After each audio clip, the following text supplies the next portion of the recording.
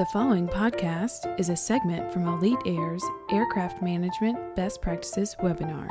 Speaking is Greg Gibbs, CEO of Elite Air. The chief pilot is the person that is responsible for monitoring and maintaining and making sure that all of the records for the pilots are correct and that when they fly that they are legal to fly. One example is time and duty. There are rules and regulations regarding charter activities for under Part 135 that basically say pilots can't fly more than 10 hours in any 24-hour period and that they have to have at least 10 hours of rest every 24 hours.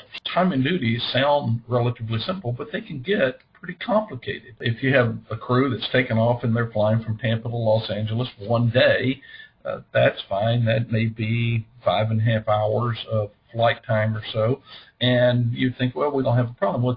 If they do that in the afternoon and then the next morning they take off and fly to New York, they probably had 10 hours of rest, but they still are within 24 hours from the time they took off from Tampa. And now they're starting to get within 10 hours in the last 24. And if they immediately land in New York and then fuel and take off for St. Petersburg, they could easily exceed the 10 hours, even though they've had a full 10 hours of rest in the middle of the night.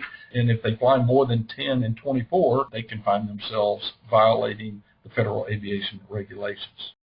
The requirements for medical exams for the pilots range anywhere from every 6 months from captains to once a year for first officers.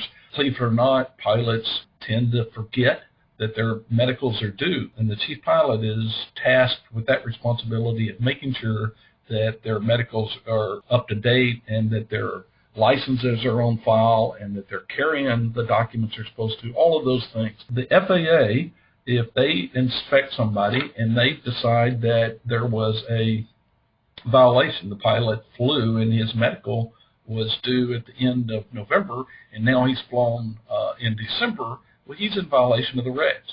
The FAA, they generally charge $5,000 of fines for every leg, not every flight day, but every leg.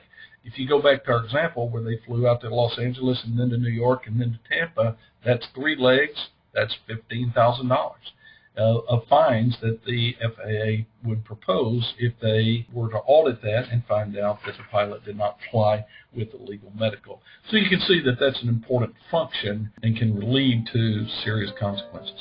For additional information on all of our programs, contact us by phone, email, or through the contact form on our website. And thank you for your interest in Elite Air.